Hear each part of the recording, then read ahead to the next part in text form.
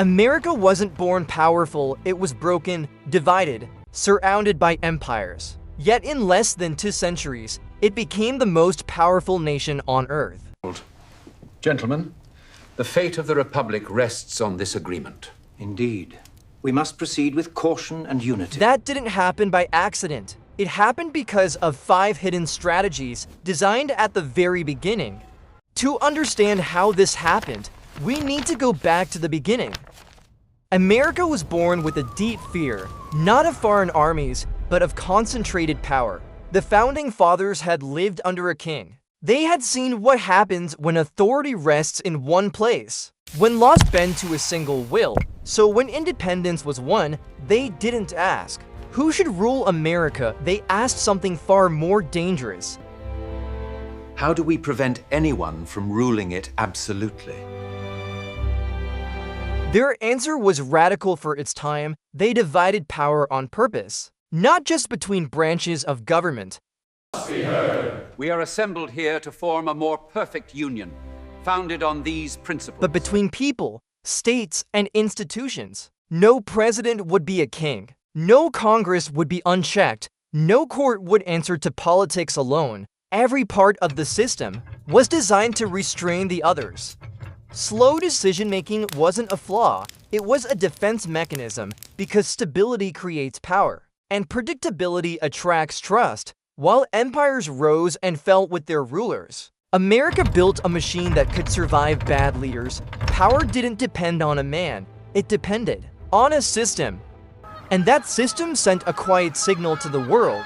This nation would not collapse with a single death, a single election, or a single mistake. It would endure. That endurance, more than armies, more than weapons, became America's first real advantage, and it was only the beginning. Not merely fortune, but the fruit of our collective endeavor.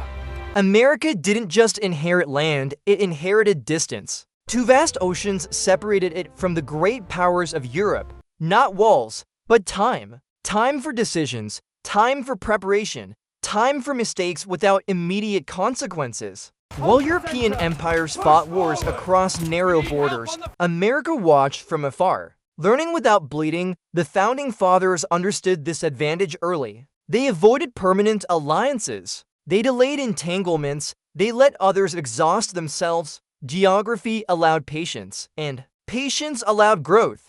Inside those borders, something else mattered just as much. Rivers became highways. Land became an opportunity. Space allowed expansion without invasion. America could grow inward before it ever needed to look outward. No hostile neighbors pressing from every side. No ancient rivalries forcing constant mobilization. Just room to experiment, room to fail, room to unify. By the time the world began to shrink, America was already prepared. The oceans that once isolated it eventually protected its rise. Geography didn't make America powerful on its own, but it bought something priceless: time. And in the hands of a young nation, time became a weapon. Before America built a powerful military, it built something far more important: credit. The founding fathers understood a brutal truth: wars are not won by courage alone. They are won by whoever can afford to keep fighting. So instead of rejecting debt, they organized it. Alexander Hamilton pushed a controversial idea. The federal government must assume the debts of the states. Debt became glue. It tied the states together. It gave the government credibility. It told lenders one thing: America pays its bills. A national bank followed. A stable currency followed. Trust followed. This wasn't about wealth. It was about confidence. Investors didn't need America to be rich. They needed it to be reliable. While older empires taxed their people into rebellion, America financed its future. Infrastructure came first, trade expanded, industry followed, power grew quietly, long before armies marched. By the time America began to project force abroad, its economy was already doing the heavy lifting. Ships, factories, railroads, banks. These were the real weapons of influence, because when money flows toward a nation, power eventually follows, and America made sure that flow never stopped.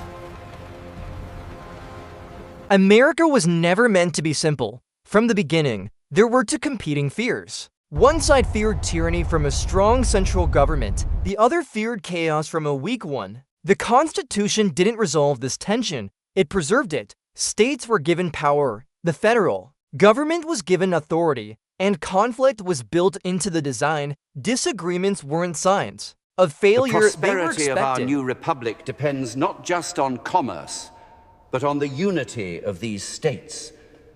Debated, voted on, absorbed. Over time, this friction did something unexpected. It strengthened the system. Each crisis clarified limits, each conflict redefined balance, each compromise pulled the nation tighter together. Even civil war, the ultimate test, did not destroy the framework, it settled it. Federal authority emerged stronger, national identity became clearer, the union became permanent. Unlike empires that shattered under internal pressure, America adapted. It argued publicly. It was fought politically and when necessary. It fought itself, but it survived because the system was designed not to avoid conflict, but to contain it, and that containment allowed unity to grow stronger over time.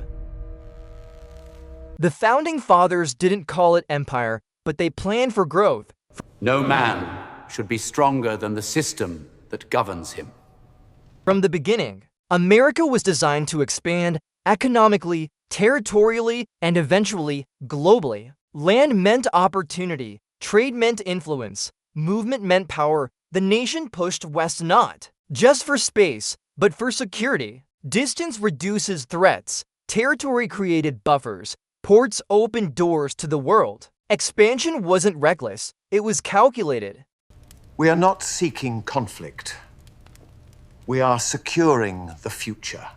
America avoided direct confrontation while steadily increasing its reach. Commerce led, diplomacy followed, force came last. By the time America began to project military power abroad, it already controlled routes, markets, and resources. Influence arrived before dominance, and once the continent was secured, the focus shifted outward. Oceans that once protected America became pathways, trade networks stretched across the globe. Alliances formed, presence expanded. What looked like sudden global power was actually the final phase of a long, quiet process. Expansion wasn't a deviation from the founders' vision, it was the outcome of it. America didn't rise because of a single moment, a single war, or a single leader. It rose because of choices made before power even existed. The Founding Fathers didn't build an empire. They built a framework, one designed to survive mistakes, conflict, and time. That framework turned geography into advantage, economics into influence, and disagreement into strength. And it raises a question worth asking today. Was America's rise inevitable, or was it engineered? If you believe history still shapes the world we live in, share this story. And if you had lived at the founding of the nation, would you have supported these strategies or feared them? Leave your perspective in the comments.